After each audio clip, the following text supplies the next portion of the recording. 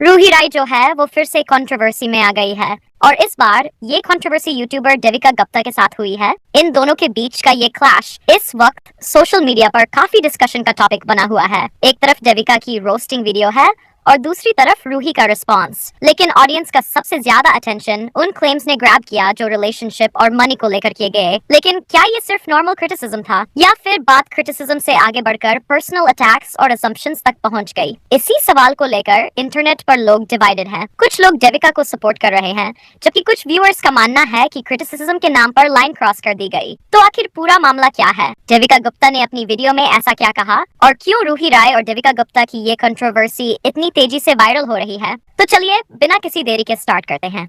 Hey लुमिनर्स, welcome to informative buzz. तो सबसे पहले कॉन्टेक्स्ट समझ लेते हैं। रूही राय एक इन्फ्लुएंसर हैं जिनके कंटेंट और स्टेटमेंट्स को लेकर पहले भी कई बार कंट्रोवर्सीज हो चुकी हैं। दूसरी तरफ जे एक यूट्यूबर हैं जो कमेंट्री और रोस्टिंग टाइप कंटेंट बनाती हैं। रिसेंटली देविका ने रूही राय पर एक वीडियो अपलोड की और वहीं से शुरू हुई ये पूरी कंट्रोवर्सी। अब यहाँ एक बात क्लियर करना जरूरी है, किसी पब्लिक फिगर को क्रिटिसाइज करना गलत नहीं है। अगर किसी क्रिएटर ने क्वेश्चनेबल स्टेटमेंट्स दिए हैं, प्रॉब्लमैटिक कंटेंट बनाया है या ऑडियंस को हर्ट किया है तो क्रिटिसिज्म नेचुरली आएगा। लेकिन सवाल यह है, क्या क्रिटिसिज्म सिर्फ एक्शंस तक लिमिटेड था या फिर क्रिटिसिज्म के साथ असम्पशंस भी ऐड होने लगी थी? और यही चीज इस कंट्रोवर्सी का मेन पॉइंट बन गई। देविका की वीडियो में कुछ ऐसे कमेंट्स किए गए जिन्हें रूही के रिलेशनशिप और फाइनेंशियल हैबिट्स पर इनडायरेक्ट जजमेंट के रूप में देखा। वीडियो में ये क्लेम किया गया कि जब रूही अपने पैसे स्पेंड करती है तो अफोर्डेबल शॉपिंग करती है और जब बॉयफ्रेंड के पैसे स्पेंड करती है तो एक्सपेंसिव ब्रांड्स चूज करती है। अब यहाँ से डिस्कशन और इंटरेस्टिंग हो जाता है क्योंकि इंटरनेट पर किसी को डिसलाइक करना एक अलग बात है लेकिन किसी के इंटेंशंस अस्यूम कर लेना एक कंप्लीटली डिफरेंट बात है और शायद इसी वजह से ऑडियंस सेक्शन अनकंफर्टेबल फील कर रहा था। जरा सोचिए, अगर किसी रिलेशनशिप के अंदर का एक्चुअल फाइनेंशियल अरेंजमेंट हम पता ही नहीं है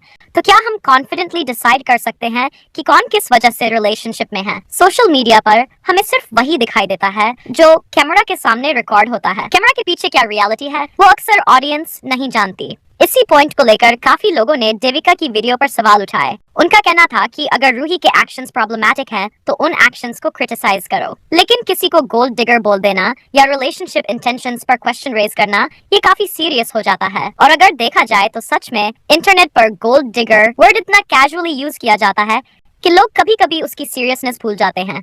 अभी जैसे एक वीडियो काफी वायरल हुई थी 370 की बिरयानी वाली, उसमें वो बंदा कैसे जस्टिफाई करता है अपने इस एब्सर्ड एक्शन को। सो ये चीज अब ऐसे यूज की जा रही है जैसे कि कई लोग मनी तो चाहते ही नहीं, वो सब के सब सेंट। प्रॉब्लम यह है कि अगर कोई लड़की एक्सपेंसिव गिफ्ट रिसीव कर ले तो वो गोल्ड डिगर, कोई लग्जरी ब्रांड यूज कर ले तब वो गोल्ड डिगर, कोई फाइनेंशियली सक्सेसफुल पार्टनर के साथ रिलेशनशिप में हो तब भी वो गोल्ड डिगर।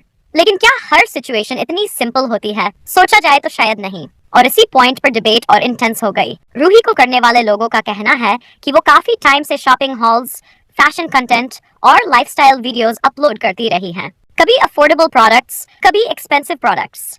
यानी ऑडियंस को दोनों साइड्स का कंटेंट देखने को मिलता रहा है और इसी वजह से कई व्यूअर्स को लगा कि फाइनेंशियल असम्पशंस करना फेयर नहीं था। अब कंट्रोवर्सी का दूसरा साइड भी समझना जरूरी है। देविका के सपोर्टर्स का मानना है कि रोस्ट कंटेंट का नेचर ही ओपिनियन बेस्ड होता है। रोस्ट वीडियोस में क्रिएटर्स ऑब्जर्वेशंस और ओपिनियंस शेयर करते हैं, लेकिन फिर वही सवाल सामने आता है, ओपिनियन और एलिगेशन के बीच लाइन कहाँ ड्रॉ की जानी चाहिए? ये सवाल सिर्फ रूही और देविका तक लिमिटेड नहीं है, ये आज के पूरे इन्फ्लुएंसर कल्चर पर अप्लाई होता है क्योंकि आजकल सोशल मीडिया पर किसी को पसंद न करना और किसी पर सीरियस एक्यूजेशन लगाना, दोनों चीजें कई बार मिक्स हो जाती हैं। रूही ने भी बाद में अपनी साइड शेयर की।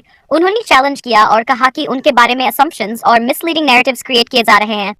रूही का कहना था कि उन्होंने खुद भी पैसे से एक्सपेंसिव आइटम्स परचेज किए हैं और कई बातें कंटेक्स्ट के बिना प्रेजेंट की गई हैं। उन्होंने ये भी कहा कि क्रिटिसिज्म से उन्हें प्रॉब्लम नहीं है, लेकिन अगर उनके बारे में कंटेंट बनाया जा रहा है तो फैक्ट्स वेरीफाई करने की कोशिश होनी चाहिए। और ऑनेस्टली ये पॉइंट सिर्फ इस कंट्रोवर्सी में नहीं, हर कंट्रोवर्सी में अप्लाई होता है क्योंकि क्रिटिसिज्म और मिस इन्फॉर्मेशन एक ही चीज नहीं होते। आप किसी क्रिएटर के कंटेंट को डिसलाइक कर सकते हो, आप उनकी ओपिनियन से डिसएग्री कर सकते हो, आप उनके एक्शंस को कॉल आउट कर सकते हो, लेकिन जब बात फैक्ट्स की आती है तब एविडेंस की इंपॉर्टेंस और बढ़ जाती है। एक और इंटरेस्टिंग एंगल यहाँ पिक मी डिस्कशन का भी था। रूही ने अपने रिस्पॉन्स में विका को इनडायरेक्टली पिक मी कहा और सोशल मीडिया पर कई लोगों ने भी इसी टर्म का यूज करना शुरू कर दिया। लेकिन यहाँ भी ऑडियंस डिवाइड थी। कुछ लोग कि देविका अननेसेसरली हर्ष थी, जबकि कुछ लोगों का मानना था कि ये सिर्फ रोस्ट कंटेंट था और उससे ज्यादा कुछ नहीं। और शायद इसी वजह से ये कंट्रोवर्सी इतनी वायरल हुई, क्योंकि यहाँ सिर्फ दो क्रिएटर्स का क्लैश नहीं था, यहाँ डिस्कशन था क्रिटिसिज्म वीस एलिगेशन और कंटेंट वीस पर्सनल लाइफ। आज के सोशल मीडिया एरा में ऑडियंस पहले से ज्यादा अवेयर है। लोग सिर्फ ड्रामा नहीं देते हैं, इसीलिए जब ही कोई कंट्रोवर्सी सामने आती है, व्यूअर्स सिर्फ ये नहीं देखते कि किसने क्या कहा, वो ये भी देखते हैं कि किसने कितनी फेयर बात की। और शायद इस पूरे मैटर का सबसे इम्पोर्टेंट टेक अवे भी यही है, किसी क्रिएटर को पसंद न करना परफेक्टली नॉर्मल है, किसी क्रिएटर को क्रिटिसाइज करना भी नॉर्मल है। लेकिन क्रिटिसिज्म तब सबसे ज्यादा स्ट्रांग होता है जब वो फैक्ट्स पर बेस्ड हो, अजम्पशंस पर नहीं। फिलहाल इस कंट्रोवर्सी पर आपका क्या ओपिनियन है? क्या देविका सिर्फ क्रिटिसिज्म कर रही थी, या फिर क्रिटिसिज्म के नाम पर कुछ लाइंस क्रॉस हो गई थी? अपनी ओपिनियन कमेंट्स में जरूर शेयर करना। वीडियो पसंद आई हो तो लाइक करना, चैनल को सब्सक्राइब कर देना। ऐसे ही सपोर्ट करते रहना। मिलते हैं नेक्स्ट वीडियो में। Thank you for watching.